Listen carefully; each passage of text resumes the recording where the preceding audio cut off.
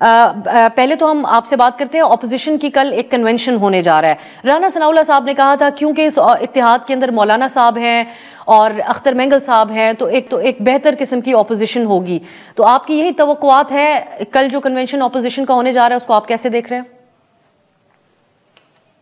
जी, हमें भी यही जिस तरह राणा साहब ने फरमाया है कि एक जरूर तसल्ली है कि जिस इत्तेहाद में मौलाना फजल रहमान और मेंगल साहब होंगे, अचक साहिब होंगे, वो पीटीआई के बरक्स डंडे लेकर पाकिस्तान टेलीविजन पर कब्जा नहीं करेगा, वो पार्लियामान के जंगले नहीं गिराएगा, वो इस्लामाबाद और लाहौर के पुलिस के एहलकारों और अफसरों की हड्डियां नहीं तोड़ेगा, वो पेट्रोल बम नहीं फेंकेगा, वो रेडियो पाकिस्तान पेशावर को आग नहीं लगाएगा, वो 150 जानवरों को पेशावर की जो है मवेशी मंडी में आग नहीं लगाएगा, वो जिन हाउस को आग नहीं लगाएगा, वो शहीदों की यादगारों की बेहरमती नहीं करेगा। तो इस लिहाज से अगर पीटीआई ऐसे इत्तेहाद में शामिल होती है जो एक पुरअमन सियासी जद्दोजहद का इत्तेहाद है, तो हुकूमत उसे वेलकम करेगी। लेकिन खुर्रम साहब, अगर इकट्ठे होंगे तो फिर हुकूमत की रिट बलूचिस्तान और केपी में ना होने का मौलाना का जो शिकवा था उस हवाले से भी फिर बात होगी। पीटीआई ये कहती है कि हम इस इत्तेहाद के सिलसिले में महारंग बलोच और मंजूर पश्तीन से भी रब्ता करेंगे।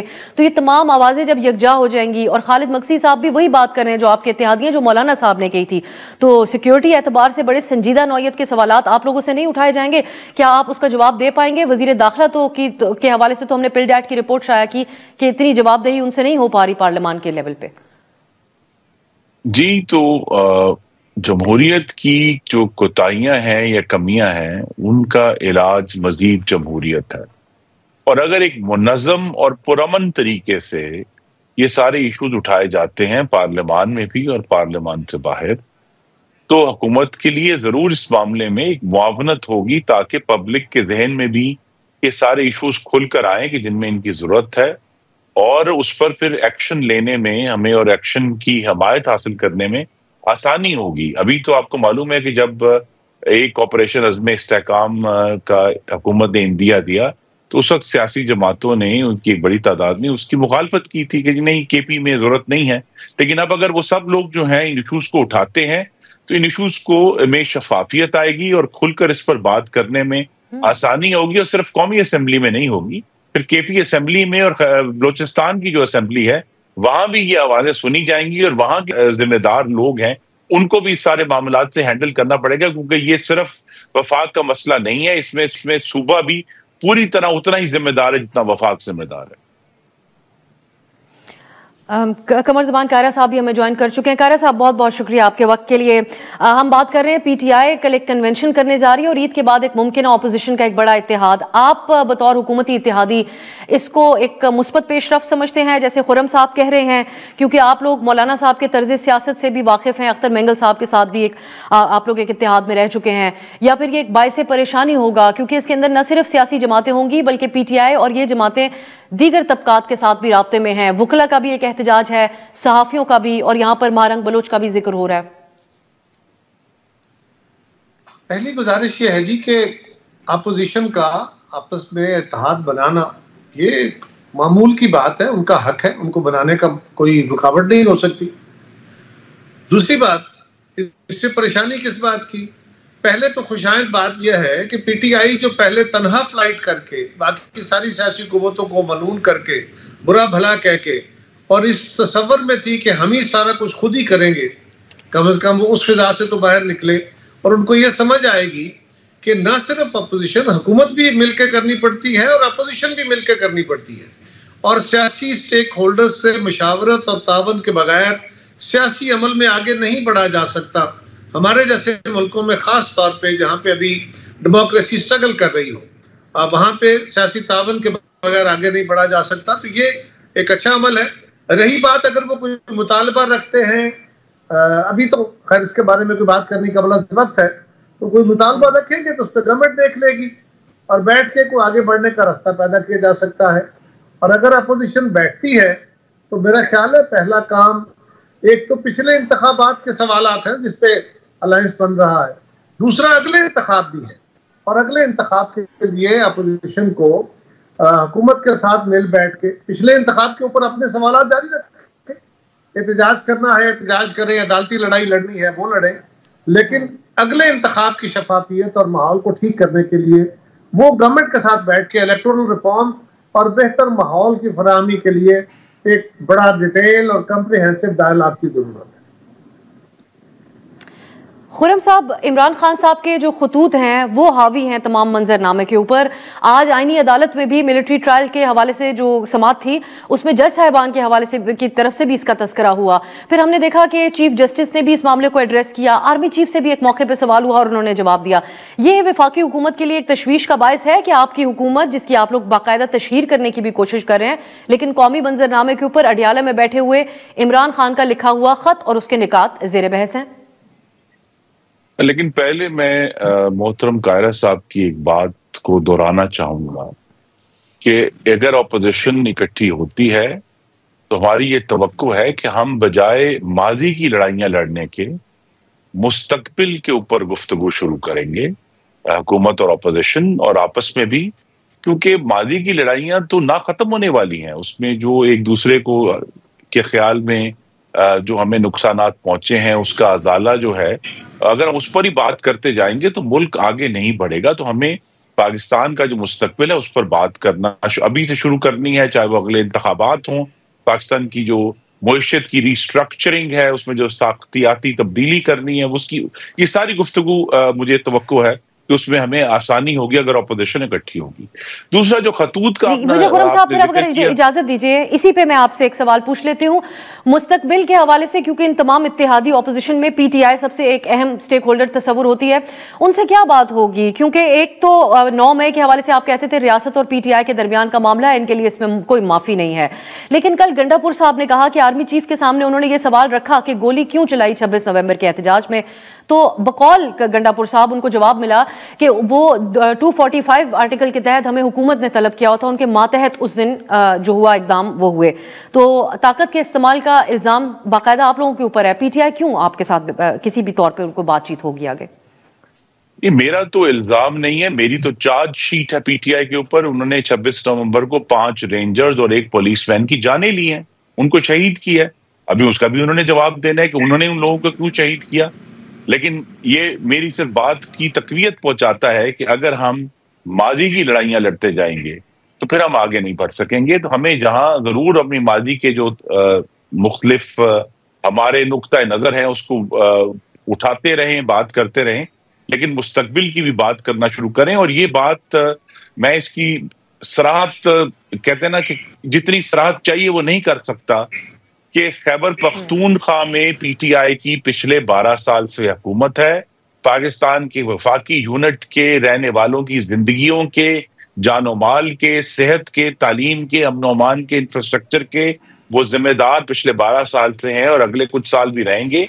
तो उनका भी पाकिस्तान की गवर्नेंस में, सिर्फ ऑपोजिशन में नहीं, सिर्फ वफाक पर हमले करने में नहीं, सिर्फ रेंजर्स को और पुलिसमैनों को शहीद करने में नहीं, पाकिस्तान की गवर्नेंस में बहुत अहम किरदार है उनका। पाकिस्तान की जो दहशतगर्दी जो उठी है उसमें उनका बहुत किरदार है। और जब तक वो अपनी जिम्मेदारी नहीं संभालेंगे और सिर्फ दूसरों को इल्जाम देते रहेंगे, खैबर पख्तूनख्वा में भी और मुल्क की सियासत में भी मामलात आगे नहीं बढ़ेंगे। कि जहां उनका ये दावा है कि उनको जितने भी वोट मिले 8 फरवरी को, जब तक दूसरी जमातों को मिलने वाले वोट का वो एहतराम शुरू नहीं करेंगे, हम आपस में गुफ्तगू नहीं कर सकते। ठीक, अब खतूत के हवाले से आप क्या कहेंगे खुर्रम साहब? जी, खतूत के हवाले से तो मैं कहूंगा पुराना शेर है, मिसरा में पढ़ देता हूं कि पहुंचा वहीं जहां का खबीर था, जहां से इनका आगाज हुआ था, खत बिलाकर वहीं गए। और ये जो खत लिखे गए हैं ये जाहिर कर रहे हैं कि पीटीआई का खमीर जमहूरी नहीं है। अगर वो सियासी जमातों से हटकर एक मुक्तदरा से बात करना चाहते हैं, उससे दरखास्त करना चाहते हैं, उससे रियायत लेना चाहते हैं, तो फिर इनका पाकिस्तान के आइन और जमहूरियत से कोई ताल्लुक नहीं है। ये वहीं की पैदावार थे और बिलाकर वहीं चले गए। कायरा साहब, मुक्तदरा से ही दरख्वास्त पीटीआई कर रही है और बरमला कर रही है। वो कहते हैं हुकूमत के पास कोई इख्तियार नहीं, लेकिन जवाबन हम देखते हैं कि कुछ हल्की पुल्की एंगेजमेंट भी तो हो रही है। जिस तरह गंडापुर साहब का बयान आपके सामने रखा, आपकी नजर में बतौर एक सीनियर पॉलिटिशियन और हुकूमती इत्तेहादी इस एस्टेब्लिशमेंट की इस वक्त एंगेजमेंट होना ऑपोजिशन पीटीआई के साथ, आप इसको दुरुस्त समझते हैं? देखिए, जब हालात खराब होते हैं तो एजेंसीज कुछ ना कुछ मुज़ाकराती अमल, कुछ डायलॉग, कुछ चीज़ों को अपना तनाजुर एजेंसीज का या इदारे का वो सियासतदानों से शेयर करते रहते हैं। ये कोई बड़ा अचंभा नहीं है। लेकिन अगर खान साहब उनको एग्जीक्यूटिव अथॉरिटी के तौर पे अप्रोच कर रहे हैं तो उसका जवाब तो वो दे चुके हैं कि उन्होंने किसी खत को दरखुरे इतना नहीं समझा और उन्होंने कहा कि आप हुकूमत से बात कर लीजिए जो भी बात करनी है, और फोरम भी वही है। खान साहब माने ना माने, आज नहीं कल, कल नहीं परसों, जब भी होगा तो सियासी हुकूमतें ही बैठ के सियासी फैसले करती है। ये बात याद रखिए कि हमने मुस्लिम लीग और पीपल्स पार्टी ने लड़ के अल्टीमेटली जब हमारी क़यादत मोहतरमा बेनज़ीर भुट्टो शहीद ने सबक सीखा और वो मियां नवाज शरीफ के पास गई जा चल के, उन्होंने कहा कि हमें आगे बढ़ने के लिए मुतफ़िका हिकमत अमली चाहिए, उस पर सारी सियासी जमातें इकट्ठी हुई थी, तब वे फॉरवर्ड बना था। अब भी रास्ता वही है।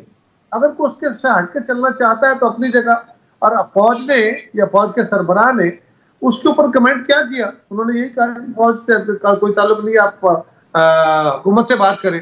अदालत के अंदर अगर कोई बात हुई है तो वहां किसी वकील साहब ने कोई बात की होगी जिसके ऊपर कोई कमेंट करते हुए, वो किसी प्रोसीडिंग का पार्ट नहीं होगा। हमारे यहाँ अदालत के अंदर माहौल ऐसा बना हुआ है कि वहां के गुफ्तगू जो होती है वो बात चलती रहती है, किसी रेफरेंस में हो गई होगी, लेकिन मेरा नहीं ख्याल कि उसके ऊपर अदालत ने बतौर एसेट कोई कमेंट किया हो या उसके ऊपर कोई बहस हुई हो। एक पर्सन बाई रिमार्क्स के तौर पे अगर आ गया हो तो वो इतनी अहमियत का हामिल नहीं है कि उसको आप ये कहें कि वो कौमी मंजरनामे पे सिर्फ वही सवाल है, ऐसा नहीं। लेकिन इंटरनेशनल सतह के ऊपर कारा साहब, इस पे जरूर हम आपका कमेंट चाहेंगे।